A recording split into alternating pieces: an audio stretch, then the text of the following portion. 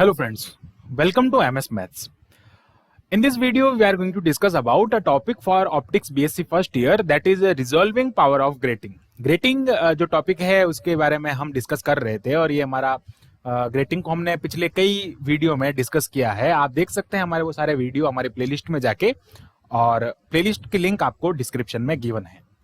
Then हम बात करते हैं यहाँ पे resolving power of grating. Resolving power को हम आरपी से डिनोट करते हैं और ग्रेटिंग के लिए जो रिजॉल्विंग पावर होती है वो होती है lambda upon D lambda. Okay, अब ये लैम्डा अपॉन डी लैम्डा क्या है वो आप एक बार यहाँ पे देखें कि मैं बात करता हूं, जैसे हम यहाँ पे कंसिडर कर रहे हैं कि ये कोई प्राइमरी मैक्सिमा है। ओके, और ये इस टाइप से हम कह सकते हैं कोई एक प्राइमरी मैक्सिमा है और इसी में साथ में यहाँ पे ये प्राइमरी मैक्सिमा और है। ओके, ये हो जाएगी first primary maxima for one image. First image हो जाएगी ये I1 और ये हो जाएगी I2 के लिए। तो इसके लिए मैं बात करता हूं कि यहाँ पे जो वेव लेंथ होगी वो लैम्डा होगी और यहाँ पे लैम्डा प्लस डी लैम्डा होगी। अब लैम्डा प्लस डी लैम्डा क्यों, हम इसका रीजन भी आपको यहाँ से बताते हैं कि यहाँ पे एंगल जो है वो थीटा है, यहाँ पे एंगल जो होगा वो थीटा प्लस डी थीटा होगा। ओके, यहाँ पे कितना हो जाएगा, थीटा प्लस डी थीटा होगा, बिकॉज ये जो है वो फर्स्ट प्राइमरी जो है इसकी मैक्सिमा है, ये सेकंड इमेज की फर्स्ट प्राइमरी मैक्सिमा है और इनके बीच में जो यहाँ पे होता है उसको हम कहते हैं first secondary minima. Okay, this is a first secondary minima और यहां से यहां तक की जो डिस्टेंस होती है वो डी थीटा होती है और डी थीटा इसमें और ऐड कर देते हैं तो थीटा प्लस डी थीटा आगे वाली एक और मैक्सिमम को मिल जाती है। सो इनमें वेव लेंथ का जो डिफरेंस होता है, एक प्राइमरी मैक्सिमा से दूसरी प्राइमरी मैक्सिमा तक जाने के लिए आपको डी लैम्डा उसमें ऐड करना पड़ेगा और आप दूसरी प्राइमरी मैक्सिमा तक पहुंच जाएंगे। ओके, तो रिजॉल्विंग पावर जो होती है वो इसकी लैम्डा अपॉन डी लैम्डा। समझ में आ गया डी लैम्डा कहां से आया। तो अब हम देखते हैं यहाँ पे एक बार आपको और थोड़ा क्लियर कर लेते हैं कि लैम्डा जो है वो किससे रिलेटेड है, थीटा, जो theta wave theta nth। Okay, ये किसके लिए है, थीटा nth के लिए। और फिर बात करते हैं यहाँ पे कि लैम्डा प्लस डी लैम्डा जो है वो थीटा प्लस डी थीटा से रिलेटेड है और ये n+1 जस्ट उसकी एक आगे वाली जो प्राइमरी मैक्सिमा है उससे रिलेटेड है।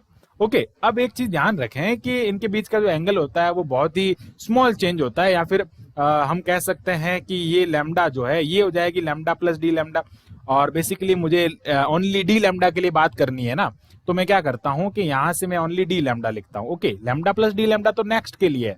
अगर मैं डी लैम्डा की बात करता हूं तो डी लैम्डा किससे रिलेटेड होगा, डी थीटा से, और डी थीटा जो है वो nth पे ही तो आ रहा है ना, यानी कि अगर मैं बात करूं यहाँ पे कि ये जो इसकी फर्स्ट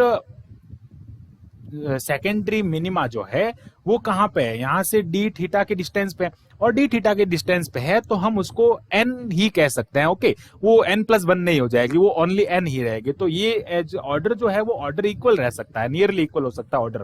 ओके, ऑर्डर सेम रहेगा बट उनके एंगल और जो वेवलेंथ है वो थोड़े चेंज हो जाएंगे, तो इस चीज का ध्यान रखें। तो आरपी जो होता है ग्रेटिंग के लिए रिजॉल्विंग पावर जो होता है वो लैम्डा अपॉन डी लैम्डा होता है। अब हम बात करते हैं for primary maxima of lambda at theta. Okay, तो यहां पे लिखते हैं from for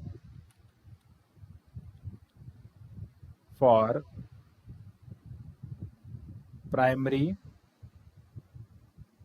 maxima of lambda at angle theta. हम थीटा एंगल पे बात कर रहे हैं। तो थीटा एंगल पे आप जानते ही हैं कि ग्रेटिंग के लिए जो पाथ डिफरेंस होता है that is a plus B sine theta is equal to n lambda. ये इसके लिए इंटरफेरेंस की कंस्ट्रक्टिव की जो कंडीशन होती है वो इसके लिए प्राइमरी मैक्सिमा की कंडीशन होती है। ए बी क्या हुआ, आप यहाँ पे देख लेते हैं कि ये जो ग्रेटिंग है इसमें ये वाला जो डिस्टेंस है इट मीन्स n स्लिट्स होती है ना, स्लिट की जो चौड़ाई है वो a है और यहां से यहां तक जो है वो लेंथ है वो कितनी है, b है, इसलिए इसको हम कहते हैं ग्रेटिंग एलिमेंट भी कहते हैं। और ये आप ध्यान रखें कि ग्रेटिंग में ये वाली जो डिस्टेंस है वो a है, फिर ये वाली डिस्टेंस b है। सो ये बेसिकली ग्रेटिंग एलिमेंट को रिप्रेजेंट कर रहा है और ये इसका एक पाथ डिफरेंस कह सकते हैं हम। ओके, तो ये ध्यान रखें कि a क्या होता है, b क्या होता है। सिमिलरली मैं बात कर रहा हूं for lambda plus D lambda के लिए। लैम्डा डी लैम्डा जो होता है वो नेक्स्ट के लिए हो जाएगा। ओके, तो यहाँ पे क्या हो जाएगा at angle theta plus D theta, it means ये क्या हो जाएगा A plus B sine theta जो है यहाँ पे थीटा प्लस डी थीटा हो जाएगा, और जो लैम्डा है वो lambda D lambda lambda D lambda हो जाएगा। ओके, नेक्स्ट मैं यहाँ पे बात करता हूं अकॉर्डिंग टू रेले। ओके, रेले जो थे साइंटिस्ट, उन्होंने बताया कि wavelength lambda at lambda plus D lambda will be resolved if at angle theta plus D theta first secondary minima, if at angle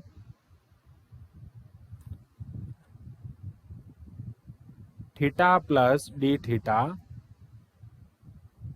will be first secondary minima।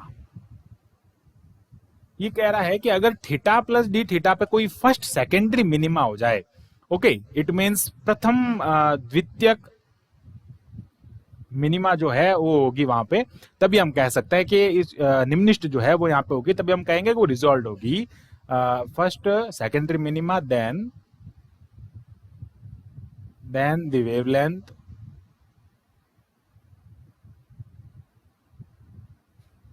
can be resolved। तब वो जाके wavelength जो है वो resolve हो सकती है। कौन सी wavelength? Lambda and lambda plus D lambda resolve हो सकती है। तो मैं बात करता हूं यहाँ पे कि इनकी कंडीशन हम देखते हैं। तो ये जो आपके पास में इक्वेशन नंबर 2 है, इस इक्वेशन नंबर 2 को कुछ इस टाइप से लिखना पड़ेगा आपको। इक्वेशन नंबर 2 में क्या हो जाएगा कि a plus B sine theta plus D theta is equal to N. अब यहाँ पे ध्यान रखें कि ये तो हो जाएगा lambda plus N D lambda जो है वो उसमें कैपिटल एन का उसमें डिफरेंस हो जाएगा। कैपिटल एन मीन्स होता है उसमें कि नंबर ऑफ ग्रेटिंग, उसमें जो ग्रेटिंग के नंबर्स हैं टोटल वो ये होते हैं। ओके, तो ये हो जाएगा हमारे पास में इक्वेशन नंबर 3। अब हम क्या करेंगे, इक्वेशन नंबर 1 एंड 3 को इक्वल कर देंगे। इक्वेशन नंबर 1 एंड 3 देख सकते हैं जो लेफ्ट हैंड साइड है वो दोनों की इक्वल है। सॉरी, इक्वेशन नंबर 2 एंड 3 को, तो लेफ्ट हैंड साइड दोनों की इक्वल है। यहाँ पे आप देख सकते हैं a plus B sine theta plus D theta. तो इनको जब हम इक्वल करेंगे तो हमको जो लैम्डा अपॉन डी लैम्डा की वैल्यू है वो मिल जाएगी। तो ये हो जाएगा हमारे पास में N lambda plus lambda upon N. ये हो गया इक्वेशन नंबर 3 का पार्ट। और इक्वेशन नंबर 2 का पार्ट हम देखते हैं, तो that is an into lambda plus D lambda. हमको क्या फाइंड करना है? Lambda upon D lambda, that is resolving power. तो आप देखें यहाँ पे मैं इसको मल्टीप्लाई करता हूं, तो N lambda plus lambda upon N is equal to N lambda plus N D lambda. तो ये जो है टर्म यहाँ से कट हो जाता है, और ये lambda upon D lambda is equal to N into small N. Okay, तो lambda upon D lambda that is resolving power. ये तो हमने ऊपर आपको बताया था कि ये इसका फॉर्मूला होता है, आपको याद रखना है इसके लिए। और बेसिकली ये जो है इसके लिए फॉर्मूला आ जाता है और ये इसकी कंडीशन आ जाती है। सो अब आप देखते हैं कि आपको एक और कंडीशन बता देता है, इंपॉर्टेंट कंडीशन, कि ग्रेटिंग और प्रिज्म जो होता है उसमें क्या डिफरेंस है। ओके, ये हम इसी में साथ में डिस्कस कर लेते हैं कि ग्रेटिंग और प्रिज्म में क्या क्या डिफरेंस होता है। सो एक तरफ हम लिखते हैं ग्रेटिंग और एक बात करते हैं हम प्रिज्म। बिकॉज हम इनको क्यों ले रहे हैं, उसका एक रीजन ये है कि ग्रेटिंग जो है वो क्या करती है कि रेले लॉ की जो है वो पालना करती है, और प्रिज्म जो है that is also obey the Rayleigh law. Okay, then इसमें भी डिफ्रैक्शन होता है। यहाँ पे ग्रेटिंग की अगर मैं बात करता हूं तो ग्रेटिंग में जो है वो डिफ्रैक्शन होता है। क्या होता है? डिफ्रैक्शन होता है यहाँ पे, यानी कि यहाँ पे जो है वो विवर्तन होता है, यहाँ पे डिफ्रैक्शन होता है। ओके, फिर मैं बात करता हूं यहाँ पे कि इसमें जो है वो रिफ्रैक्शन होता है, यहाँ पे डिफ्रैक्शन होता है, इट मींस विवर्तन होता है।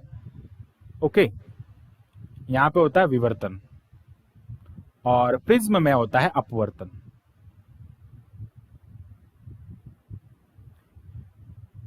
ओके, प्रिज्म में क्या होता है? अपवर्तन होता है। अब इसमें डिस्पर्सिव पावर होती है, इस पे भी होती है डिस्पर्सिव पावर, ये दोनों ध्यान रखें। डिस्पर्सिव पावर का मीनिंग होता है उसमें कितना हम देख सकते हैं, उसमें उसकी विक्षेपण क्षमता कितनी होती है। ओके, ये भी क्या करता है कि जो व्हाइट लाइट होती है उसको जो अलग अलग 7 कलर्स है उसमें डिवाइड कर देती है। इसकी रिजॉल्विंग पावर जो होती है वो n इंटू कैपिटल N होती है। n जो है वो ऑर्डर ऑफ स्लिट है और ये नंबर ऑफ स्लिट है। और इसमें जो रिजॉल्विंग पावर होती है बेसिकली उसका जो एक कंपोनेंट हम कह सकते हैं that is D mu upon D lambda. Basically इसका फॉर्मूला नहीं होता, इसके साथ में कुछ कांस्टेंट भी होते हैं, मैं लिख देता हूं, साथ में कुछ कांस्टेंट भी होते हैं, बट ये उसका साथ में एक कंपोनेंट हो सकता है या फिर हम कह सकते हैं इसके प्रोपोर्शनल होता है। ओके, थर्ड मैं यहाँ पे लिख लेता हूं नंबर ऑफ, इसमें ये किस पे डिपेंड करती है, ये डिपेंड करती है नंबर ऑफ स्लिट पे, और ये डिपेंड करता है मटेरियल पे। ओके, मटेरियल बोले तो म्यू रिफ्रैक्शन, जो रिफ्रैक्टिव इंडेक्स होता है, या फिर हम कह सकते हैं मटेरियल पे डिपेंड करता है, या फिर हम कह सकते हैं ये उस पे इसका मटेरियल का इसमें रोल होता है। तो ये सारी चीजें आप यहाँ पे ध्यान रखें। ये मैंने आपको थोड़ा सा बता दिया कि ग्रेटिंग और प्रिज्म बेसिकली इक्वल कैसे हैं, या फिर वो उसमें जो है डिफरेंस हम कैसे कर सकते हैं। और हमने यहाँ पे देखा कि रिजॉल्विंग पावर ऑफ ग्रेटिंग क्या होती है, उसके बारे में हम डिस्कस किया। सो आई होप आपको जो पूरा टॉपिक है वो क्लियर हुआ होगा। So thanks for watching this video, keep watching MS Maths and subscribe the channel MS Maths।